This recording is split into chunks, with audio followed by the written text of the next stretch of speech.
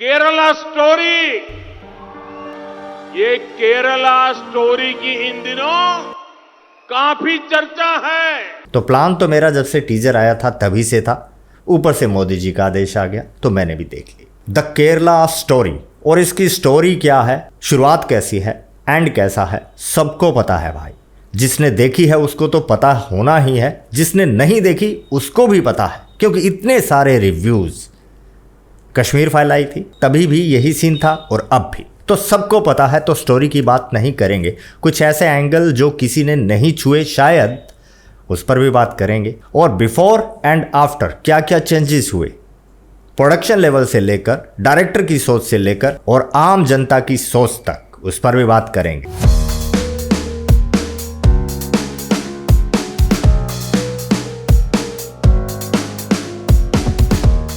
तो मेरे बहनों, भाइयों, मित्रगणों, सज्जनों, सिलसिलेवार बात शुरू करते हैं इम्पैक्ट से। ओवरऑल ये फिल्म कैसा इम्पैक्ट करती है एक आम दर्शक को, जो इंतजार कर रहा था कि जैसे ही टिकट बिकनी शुरू होगी लेकर देखूंगा। तो बहुत ही डरावनी पॉजिटिव साइड, मतलब अगर कोई कच्चे दिल का बहुत ही सेंसिटिव पर्सन इसको देखता है ना, तो भाई हिल जाता है। मेल्स भी बहुत ज्यादा सिहर गए होंगे इसको देखने के बाद। तो इस मामले में फिल्म बेजोड़ है, जैसे दावे किए जा रहे थे बिल्कुल वैसी ही है। Is this movie a depiction of reality or propaganda? जब से टीजर आया था बहुत सारे रिव्यूज आ रहे थे, इवन की प्लॉट रिलीज होते ही प्लॉट की ऐसी कोई कहानी आ रही है, कुछ लोगों ने तो तभी से ही इसे प्रोपेगेंडा साबित करने में कोई कसर नहीं छोड़ी थी। और फिर 30-50 सेकंड के टीजर पर तो धमाल ही हो गया, बवाल ही मच गया।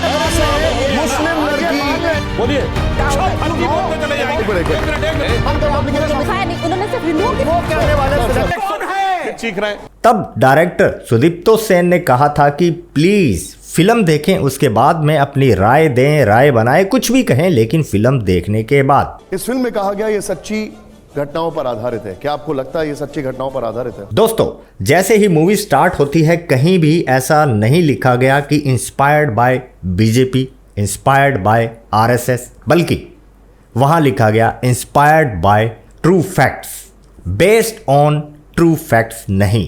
फर्क है, बहुत बड़ा फर्क है। स्वतंत्रता संग्राम पर अगर कोई फिल्म बनेगी, महाराणा प्रताप पर अगर कोई फिल्म बनेगी, और डायरेक्टर्स का, फिल्म मेकर्स का अगर ये कहना है कि ये film based on true facts है, तो उसमें आप तोड़ मरोड़ कर दिखाने की आज़ादी खो देते हैं। हाँ, वहां पर थोड़े मतभेद हो सकते हैं कि जिसने फिल्म बनाई है उसका क्या मानना है, सोचना है, लेकिन नॉन फैक्ट्स को बिल्कुल वैसे ही दिखाया जाएगा। लेकिन इंस्पायर्ड बाय ट्रू इवेंट्स पर अगर कोई फिल्म बनती है तो थोड़ी सिनेमैटिक आजादी, कब, कहां, कैसे एग्जैक्टली वैसा हो ऐसा जरूरी नहीं है। द केरल स्टोरी क्या सच्ची है लव जिहाद की थ्योरी? ये सवाल आखिर क्यों पूछा जा रहा है? इस फिल्म में कहा गया ये सच्ची घटनाओं पर आधारित है। क्या आपको लगता है ये सच्ची घटनाओं पर आधारित है? फिल्म में कहा गया है। उससे पहले केरल के उस समय कम्युनिस्ट पार्टी के मुख्यमंत्री वीएस अच्युतानंदन जी ने इस शब्द का प्रयोग किया, लव जिहाद। और मैं आपको बताता हूं, ये फ्रेज सबसे पहले जानते हैं कहां आया? ये आया केरला हाईकोर्ट के द्वारा 9 दिसंबर 2009 को अपने जजमेंट में शाहनशाह वर्सेस केरला स्टेट, उसमें आप जाइए, पैरा नंबर 16 को पढ़िए। अब दोस्तों, सबसे ज्यादा जिस चीज पर बवाल मचा हुआ है वो है नंबर्स, तो उस पर पहले बात कर लेते हैं। नंबर्स 32,000, 33,000, और उसके बाद सुनने में आया, देखने में आया, ये डिक्लेरेशन भी हुए 30,000 ये नंबर इंपॉर्टेंट नहीं है कि ये कहानी कोई 32,000 विक्टिम्स की, महिलाओं की नहीं है। इस पर बहुत बवाल मचा था और उसके चलते डायरेक्टर्स को डिस्क्रिप्शन तक चेंज करना पड़ा। आपको बता दूं, विपुल शाह का स्टेटमेंट सुन लीजिए आज का।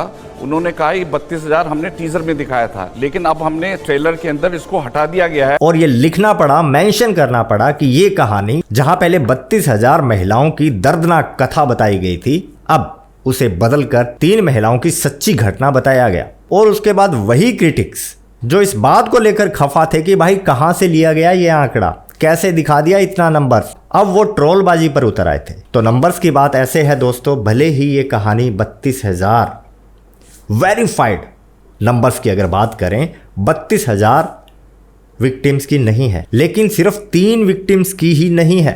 कारगिल फतह पर, कारगिल विजय पर अगर कोई फिल्म बनी थी एग्जाम्पल की बात करते हैं कि किसी एक सच्ची घटना पर अगर कोई फिल्म उस पर बेस्ड या इंस्पिरेशन लेकर उस पर कोई फिल्म बनाई जाती है तो उसमें जिस व्यक्ति विशेष के बारे में दिखाया जाता है वो फिल्म सिर्फ और सिर्फ उसके बारे में नहीं होती। कारगिल युद्ध पर बनी फिल्म में अगर 10-15 भारतीय वीर जवानों को शहीद दिखाया गया तो इसका मतलब ये नहीं कि उतने ही शहीद हुए थे, वो नंबर बस उतना ही था। अब एक एक पात्र विशेष के साथ क्या क्या हुआ अगर ये दिखाने लगेंगे तो भाई वो 3 घंटे में नहीं पूरी होगी। तो ये नंबर 3 तो नहीं है, और ये हम कैसे कह सकते हैं? अगर कोई बोले कि ये पिक्चर आई है इसलिए पता लगा है, नहीं, लोगों को बहुत साल पहले से पता था, सबको पता था, एजेंसीज वहां पे काम भी कर रही थी। समय के साथ साथ आई रिपोर्ट्स, इस भारत में अब तक 30,000 से ज्यादा लोगों से संपर्क कर चुका है। कोर्ट, मुख्यमंत्री का बयान, ये आया केरला हाईकोर्ट के द्वारा। एक समान प्रकार के अनेक केस पूरे केरल राज्य में हो रहे हैं और जिसमें कि ऐसा प्रतीत होता है कि एक प्रोजेक्ट, उसमें वर्ड यूज है जिसे रोमियो जिहाद या लव जिहाद कहा जा रहा है। हिसाब केरल हाईकोर्ट से मांगिए ना, किसी अन्य हाईकोर्ट ने बोला क्या? चलिए दूसरी बात, मैं पुनः बोल रहा हूं, आपकी पार्टी के दे दीजिए पहले 32,000 का हिसाब दीजिए ना सर। एक मिनट बोलने दीजिए, फिर आप नहीं, उससे बड़ा आंकड़ा बोल रहा हूं। वीएस अच्युतानंदन ने यह बोला कि जिस ढंग से केरल में कन्वर्जन की कोशिशें चल रही हैं, 20 साल के अंदर ये इस्लामिक स्टेट होगा। Chief minister of Kerala from communist party of India, और ये कम्युनिस्ट पार्टी के खड़े विक्टिम्स जो अपनी दर्दनाक आप बीती सुना रहे थे इससे पहले भी, और ट्रेलर आने के बाद में और लोग भी सामने आए। He visited my daughter and they had some love affair going on. His mother came to meet my daughter and she promised that if you marry my son Sajjad, you must convert to Islam. Rekha Sharma ji, उन्होंने बोला है कि आई conducted a detailed, मैंने पूरी detail inquiry करी है forceful conversion यानी जबरन जो धर्म परिवर्तन होता है और लव जिहाद के ऊपर और वुमेन लीविंग द कंट्री। तीसरा, ये मैं आपको दिखाता हूं, ये आर्टिकल है अप्रैल 21 का 2022 का। ये कह रहे हैं कि कुछ मात्रा में जो विमेन हैं वो मिसिंग हैं, वो गायब हो चुकी हैं। ये आर्टिकल है 15 जनवरी 2020। ये मैं आपको मेन स्ट्रीम मीडिया, जो आपका सो कॉल्ड लिबरल मीडिया है, जो जिसको सब लोग पढ़ते हैं, जिसकी so called quote unquote credibility है, मैं उस मीडिया को कोट कर रहा हूं। सब लोग तो झूठे नहीं है भाई, स्पेशली कोर्ट। अब अगला बड़ा मुद्दा, इशू जो बनाया गया वो ये था कि भाई इसमें एक समाज विशेष की छवि को खराब किया गया है। तो ऐसा है दोस्तों, ऐसा कतई नहीं है, ऐसा बिल्कुल नहीं हुआ है। फिर से बात करते हैं एक ट्रू इवेंट्स पर बनी, सच्ची घटना पर बनी फिल्म की और उसे प्रदर्शित करने वालों की, और जो उसे बना रहे हैं उनकी मानसिकता, उनकी सोच की। अगर वे इस बात से भयभीत रहेंगे कि किसी को बुरा न लग जाए तो सच्चाई कैसे दिखा पाएंगे? फैक्ट्स पर बनी किसी भी फिल्म को वैसे ही दिखाया जाता है जैसे कि फैक्ट्स हैं, जो फैक्ट्स कहते हैं। और बड़ी बात, आपने कितनी ऐसी फिल्में देखी हैं जिसमें मेन विलेन कैरेक्टर जो है वो मोहम्मडन हो, लेकिन आपने ऐसी बहुत सी फिल्में देखी होंगी, काली चरण, काली माता का पुजारी, हिंदू पंडित, लंबा टीका, भगवा धारण किए हुए लंबे केश, कानों में कुंडल। क्या आपने ऐसे गुंडे नहीं देखे, विलेन नहीं देखे फिल्मों में? मुझे ऐसा लगता है कि अगर कोई खास धर्म, लाइक अगर हिंदू के खिलाफ कोई फिल्म बनती है तो लोगों को लगता है चलो ठीक है, वो एक्सेप्ट करते हैं।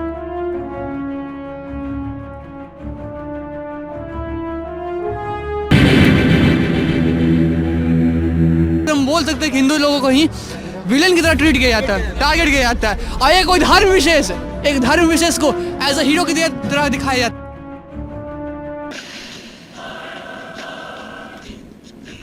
40-50 सालों से बॉलीवुड क्या कर रहा है?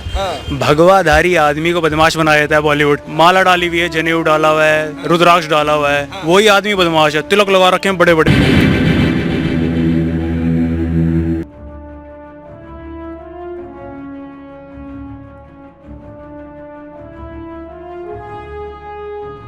आप पी के देख लो। ओ माय गॉड भी, मेन कैरेक्टर, अगर आप चाव रखते हैं फिल्में देखने का तो आप बहुत से ऐसे कैरेक्टर, ऐसी फिल्में उंगलियों पर गिन सकते हैं। तब कोई क्यों नहीं बोला, क्यों नहीं बोलता? क्योंकि अगर एंटरटेनमेंट प्रदान करना है ऑडियंस को तो कोई ना कोई कैरेक्टर तो दिखाया जाएगा और बैलेंस बनाकर चला जाता है। बॉलीवुड इस मामले को लेकर बहुत सेंसिटिव है, समझदार है, समझता है कि भाई अगर थोड़ी सी ऊंच नीच कर दी तो क्या हाल हो सकता है भारत जैसे देश में। शाहरुख खान, सलमान खान, आमिर खान, इनके कैरेक्टर का नाम क्या होगा?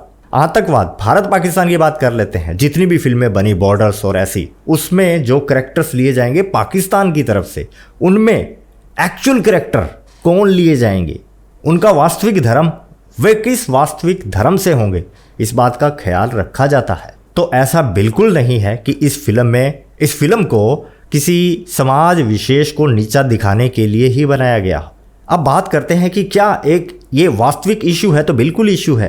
केरला हाईकोर्ट के द्वारा 9 दिसंबर 2009 को अपने जजमेंट में कोर्ट ने ये तब कहा जब फिल्म दूर दूर तक सीन में, फ्रेम में नहीं थी, कि बहुत सारे केसेस की समानता को देखते हुए ये लगता है, उसमें वर्ड यूज है जिसे रोमियो जिहाद या लव जिहाद कहा जा रहा है। वहां के बिशप ने भी ऐसा ही माना अपनी क्रिश्चियन कम्युनिटी के लिए कि ये है कैथोलिक बिशप इन केरला जोसेफ कैलारंगट, और ये इंडियन एक्सप्रेस का आर्टिकल है और ये आर्टिकल है सितंबर 9, 2021 का। ये केरला के बड़े बिशप बोल रहे हैं, क्रिश्चियन बिशप, कि भाई हमारी लड़कियों को भी ऐसे करा जा रहा है। और ऐसा भी नहीं है कि ये इंसिडेंट सिर्फ भारत को प्रभावित कर रहा था। आपको एक कहानी नेटफ्लिक्स पर जाकर देखिएगा, हो सकता है आपने देखी हो ये वेब सीरीज।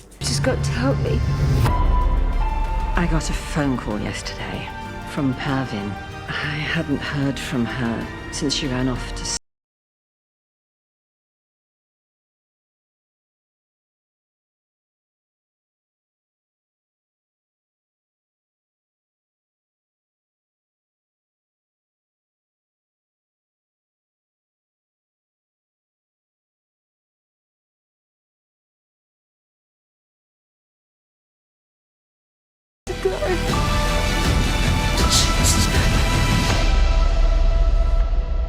इसे स्विट्जरलैंड के नेशनल टीवी पर दिखाया गया। नेशनल सरकार वहां की फंड कर रही थी इसे, कि इसे दिखाया जाए, लोगों को बताया जाए कि ऐसी समस्या हमारे देश में है। ये भी इस देश की क्या विडंबना है कि हमारे देश के जो नेता हैं वो राजनीति में तो दखल अंदाजी करते ही हैं, क्योंकि ये तो उनका काम ही है।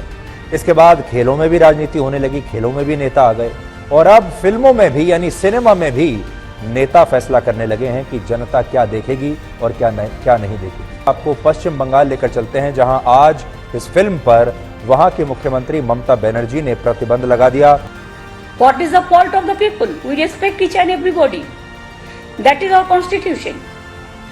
Now they defend the Kerala also, Kerala people also. एक और बड़ी बात यह है कि इसी भारत देश में जिसका झंडा, जिसका राष्ट्रीय ध्वज ममता बनर्जी ने अपने पीछे लगाया हुआ था जब वो ये बयान दे रही थी, उसी भारत देश में कुछ राज्य सरकारें ऐसी हैं जिन्होंने इस फिल्म को टैक्स फ्री कर दिया है। और एक ऐसा एंगल जिसकी मैंने शुरू में बात की थी, जिसका कहीं कोई जिक्र ज्यादा नहीं है, वो ये एक Pakistani angle, Suella Braverman UK से, उन्होंने कहा ग्रूमिंग गैंग की चर्चा की। The Prime Minister was in the north of England launching new measures to crack down on grooming gang. But this isn't a new problem. For a decade or more, high-profile cases often involved British Pakistani men abusing mainly young white working-class girls. मतलब कि ऐसी एक समस्या global level पर है और इतनी बड़ी है कि उस पर बड़ी-बड़ी फिल्में बन रही हैं। अब फिल्म की रिलीज को लेकर भी बहुत बवाल मचा। क्रिटिक्स का कहना था कि चुनावी समय आने वाला है, ऐसे में ये फिल्म रिलीज न की जाए। अरे आप तो बोलिए इलेक्शन, आपका तो इलेक्शन का ही खाना नहीं खत्म होता है। बॉलीवुड हमेशा 2024 के बाद दिखाएंगे। क्रिटिक्स का कहना था अगर कोई फिल्म, इस तरह की फिल्म, इतनी बड़ी फिल्म जैसे कि द कश्मीर फाइल्स थी, वो भारत के किसी भी हिस्से में रिलीज हो, इसका इम्पैक्ट, उसका इम्पैक्ट पूरे भारत में देखने को मिलता है। भारत का ऐसा कौन सा हिस्सा है जहां साल के किसी महीने में चुनाव न हो रहे हों, और किसी सोशल प्रॉब्लम इशू को लेकर कोरोना पर अगर कोई फिल्म बनी भी है और उसे अगर पूरा वैक्सीनेशन होने के बाद, जब वो निकल चुका है, हालात सुधरने के बाद दिखाया जाए, तो भाई उसका क्या फायदा। ये हम डायरेक्टर के माइंडसेट, उनके सोचने के एंगल से बात कर रहे हैं। अब बात तो पॉसिबिलिटीज पर भी हुई कि ऐसा कैसे पॉसिबल हो सकता है कि मिडिल क्लास, जो इसमें महिलाएं दिखाई गई हैं, मिडिल क्लास हिंदू फैमिलीज को दिखाया गया है कि एक मिडिल क्लास लेडी, पढ़ी लिखी लेडी कैसे बरगलाई जा सकती है। तो भाई साहब, इतिहास गवाह है, पढ़े लिखे कब नहीं बरगलाए गए, कब किसी के झांसे में नहीं आए। जरूरी तो नहीं कि सिर्फ अनपढ़ ही बहकावे में आते हैं। और अब ये कहा गया कि इसमें मुस्लिम समाज को बदनाम करने की कोशिश की गई है और उसे हिंदू समाज पर हावी होते हुए दिखाया गया है। जरा इसको पढ़ के सुनाइए। Who is वो?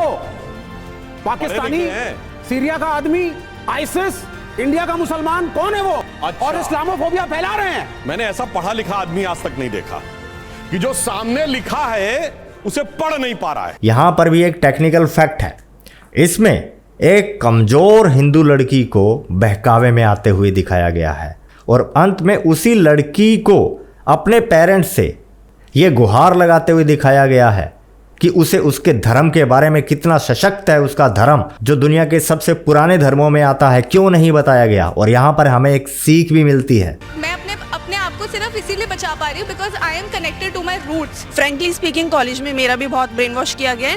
आई was little bit influence toward Islam as well. वो चीज़ मुझे देख के लगा कि हाँ, this was the same scenario that has been done with me as well. इन्होंने दिखाई है कि we are not aware of our culture, इसलिए इजीली ब्रेन वॉश हो जाती हैं हम। कि हमें आपको अपने बच्चों को अपने धर्म का महत्व, संस्कृति, उसके बारे में भी जरूर बताना चाहिए। कोरोना में सबने महाभारत देख ली, रामायण देख ली, और मेरा ये कहना नहीं कि सिर्फ हिंदू जाति के लोग, हमारे हिंदू भाई ही ऐसा करें। मुस्लिम भाई भी अपने धर्म के बारे में बताएं। मुगलों के बारे में सबको पता है, ताजमहल किसने बनवाया, क्यों बनवाया, मोहब्बत की निशानी है, ये दिखाया जाता है, सबको पता है। जब प्यार मोहब्बत की बात आती है तो कौन से नाम है याद करिए। बहुत जमाने पुरानी फिल्म मुगले आजम, जोधा अकबर, सलीम अनारकली, शाहजहां नूरजहां। एक मुगल बादशाह बताइए जिसकी एक बीवी रही हो। आधा दर्जन बीवियां सबकी, सबके हरम में 100 से अधिक बीवियां, और एक स्त्री के प्रति निष्ठावान समर्पित, और आज भी 4 बीवी के पक्ष में। लेकिन उन्हीं मुगलों ने कितने अत्याचार किए। उस प्यार की निशानी को बनाने के बाद उनके मजदूरों के साथ क्या किया गया, वो प्यार था। मतलब कि कौन असल में दुश्मन है, अकबर या महाराणा प्रताप, आपके बच्चों को पता होना चाहिए। फिल्म में दिखाया गया कि हिजाब में महिलाएं सुरक्षित होती हैं। एक लड़की संभाजी नगर में हिजाब पहन के जा रही थी, उसके बाद दोष बस इतना था कि वो एक हिंदू लड़के के साथ जा रही थी। आसपास के मुसलमान लड़कों ने उसके ऊपर न सिर्फ फब्दियां कसी बल्कि उसके साथ बदतमीजी की। वो लड़की हिजाब में सेफ थी आपके अनुसार? केस दर्ज हो गया, 2 को पकड़ लिया गया है। सुनिए, जो भी कानून के खिलाफ करे उसको सजा मिलनी चाहिए, चाहे वो हिंदू हो या मुसलमान। कुछ बड़े इस्लामिक देश, पाकिस्तान, तुर्किस्तान, टर्की, इंडोनेशिया, बांग्लादेश, इनकी मेन स्ट्रीम पॉलिटिक्स में क्या आपने महिलाओं को बिना हिजाब के नहीं देखा? बेनजीर भुट्टो, शेख हसीना। इंडोनेशिया मुस्लिम देश है, वो मुस्लिमा नाम है मेघावती सुकार्नो पुत्री, तांसु सिलर टर्की की, और मोहम्मद साहब की डायरेक्ट डिसेंडेंसी में एक ही परिवार है, शाह हुसैन ऑफ जॉर्डन।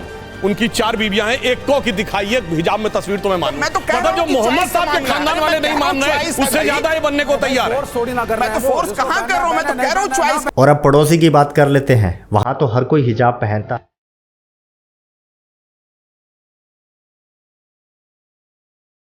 उधर हथियार थे उन के पास, हमारे क्या है, मेरी घरवाली इधर से चली गई, उससे वो हथियार दिखाए, वो तो उधर बैठ गई। क्या वहां क्राइम नहीं होते? वहां की महिलाएं कितनी सुरक्षित हैं, शायद आपको पता ही होगा। अब फिल्म की प्रस्तुति पर थोड़ी बात करते हैं, कितना सही तरीके से दिखाया गया है। फैक्ट्स कहते हैं कि ये विक्टिम्स कन्वर्ट होकर ISI तक कैसे पहुंचे, ये ट्रैक नहीं हुआ कभी, और ऐसा ही इसमें दिखाया गया है। बहुत ही शानदार तरीके से इस फिल्म में दिखाया गया है किस तरह से वे पहले श्रीलंका पहुंचते हैं, उसके बाद कई जगह होते हुए सीरिया तक पहुंचते हैं, और आखिर क्यों वो ट्रैक नहीं हो पाते। जब भी उन्हें ट्रैक करने की कोशिश की जाती है अकॉर्डिंग टू देयर पासपोर्ट्स, ये पाया जाता है कि भाई ये तो एकदम सही पासपोर्ट है, ये एकदम फेयर बंदा है, क्योंकि वो सब जाली पासपोर्ट बाद में बने। तो इस फैक्ट को बहुत ही सही तरीके से इस फिल्म में पिक्चराइज किया गया है। ये जो थ्रेट है केरला से, ये रियल है।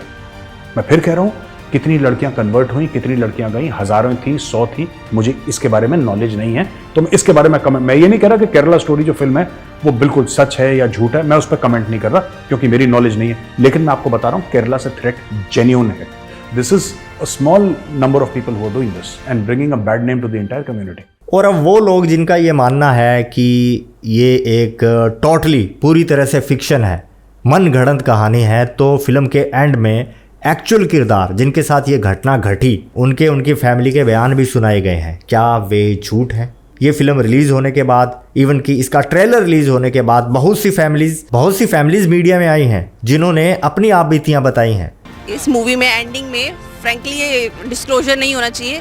रियलिटी में जो पर्सन है वो अपनी बता रही है स्टोरी कि मेरे साथ ऐसा हुआ है, तो ये झूठा है। This is a wonderful movie. उसमें लेकिन स्टोरी रियल है, जो हुआ है वही चीज दिखाई है, कुछ गलत नहीं है। तो ये कहना कि ऐसी कोई समस्या भारत में, केरला में है ही नहीं, ये तो जस्टिफाइड नहीं है। अब थोड़ी बात कर लेते हैं कैरेक्टर्स की, मेनली अदा शर्मा की अदाकारी पर। इस पर मिक्स रिएक्शंस हैं। कुछ लोगों का मानना है कि भाई ये तो टोटली क्रिंज था, और कुछ लोगों का मानना है कि दिल जीत लिया अदा शर्मा की अदाकारी ने। फिल्म को JNU में प्रीमियर भी किया गया, वहां पर भी मिक्स रिएक्शंस देखने को मिले।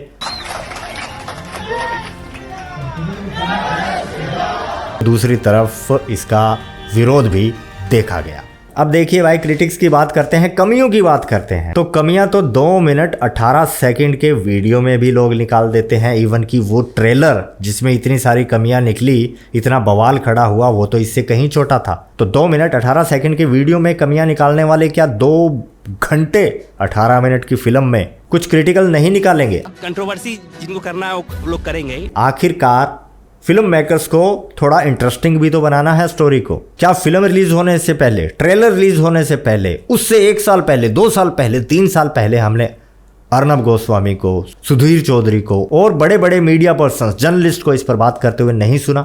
आप ये बताइए कि पिछले 14-15 साल में क्या लगातार इस समस्या पर तमाम पब्लिकेशंस में क्या बात नहीं आई है, तमाम मीडिया सर्कल्स में नहीं आई है? क्या ये तथ्य, ये फैक्ट्स ब्रेकिंग न्यूज नहीं बने? अगर टीवी चैनल्स इस पर व्यूवरशिप इकट्ठी कर सकते हैं तो भाई फिल्म मेकर्स को ये हक क्यों नहीं? एक ऐसी स्टोरी जिसमें ऑफिशियल ब्रेक लेकर सभी लोग एक साथ पानी, पेप्सी, बर्गर, पॉपकॉर्न, चॉकलेट का ब्रेक लेकर देखते हैं, ऐसी फिल्म में क्या 70 कमियां नहीं निकलेंगी? और बड़ी बात, अगर जोली भाई मूवी देख रहा है, कोई भी मूवी, ये सिर्फ ये मूवी नहीं, एक बहुत ही जबरदस्त मूवी देख रहा है और सीटियों पर सीटियां मारे जा रहा है थिएटर में, थिएटर की छत सिर पर उठा रखी है कि भाई इससे गजब की मूवी तो है ही नहीं, लास्ट के 5 मिनट में हीरो जोली नाम के गली के गुंडे को टिका के धोता है, बस उसी पल वो मूवी फ्लॉप जोली सिंह के लिए। ये सिर्फ एक नाम है, मैंने बड़ा अलग सा नाम एग्जाम्पल लेने की कोशिश की, अगर फिर भी कहीं मैच करता है तो please don't take it otherwise. तो दोस्तों, राय 100% मैच तो हो ही नहीं सकती पूरी आवाम की, और हर एक रिव्यू में इस बात को लेकर डायरेक्टर का मजाक बनाया गया कि डायरेक्टर को ट्रेलर के डिस्क्रिप्शन में 32,000 के नंबर को चेंज करना पड़ा। तो ऐसा नहीं है, आप बिल्कुल पहले वाला अगर ट्रेलर देखेंगे उसमें 32,000 ही दिख रहा है।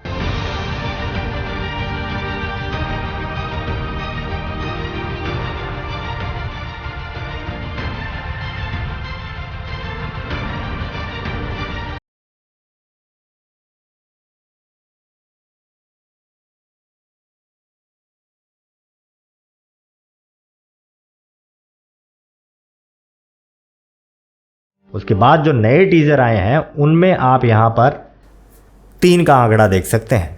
अब कुछ मजेदार बातें नंबर्स को लेकर रह गई थी, फिर से डिस्कस करते हैं। 2010 in Kerala Assembly, Oman Chandi presented a case where it been said that every year 3,000 approximately 2,800 to 3,200 girls being converted into and taking up Islam. So and this number 2,800 to 3,200 just calculate in 10 years and following 10 years। जब directors को numbers बदलना पड़ा तो directors ने मांग की कि भाई बता दीजिए असल में नंबर क्या है। उन्होंने एक RTI फाइल की कि सही नंबर क्या है, कृपया बता दें। जवाबी कार्रवाई करते हुए एक वेबसाइट का लिंक दिया गया जो कि खुलता ही नहीं है। शशि थरूर तक ने इसे प्रोपेगेंडा बता दिया, जबकि वे भूल गए कि भूतकाल में उन्होंने इस समस्या को लेकर चिंता व्यक्त की थी। तो दोस्तों, ओवरऑल अगर फिल्म की बात की जाए तो बहुत ही कमाल की सिनेमेटोग्राफी है, म्यूजिक भी बहुत ही अच्छा दिया गया है, मन को विचलित कर देने वाली, छू लेने वाली, डरा देने वाली भयानक स्टोरी है। अगर इस तरह की स्टोरी को ऐसा क्लेम किया गया है और अगर वो वैसी न हो तो फिर फ़ायदा ही क्या? तो इसे एक पॉजिटिव वे में लेकर सोचिएगा कि बहुत ही कमाल की फिल्म है, हर एक बंदे को देखनी चाहिए। अब कुछ लोग इसे कश्मीर फाइल्स के साथ उसके कंपैरिजन में देख रहे हैं कि ये उसके कंपैरिजन में कितनी अच्छी नहीं है। तो वो फिल्म कश्मीर वहाँ से आए लोगों के, आवाम के साथ, उनके रिश्तेदारों के साथ एक कनेक्शन बिठाती थी। वो फिल्म डायरेक्टली कनेक्ट करती थी उन लोगों के साथ जिनके साथ ये हुआ था, जो उनके रिलेशन में थे या नहीं हुआ था उनके साथ भी। और इस फिल्म में वो फैक्टर कितना है, आपने देखी है फिल्म तो आप कमेंट करके ज़रूर बताइएगा। और ऐसे इशू, ऐसी फिल्में बस इतनी ही नहीं है, अभी तो बस शुरुआत है। एक फिल्म आई है, एक फिल्म लाइन में है, टीपू।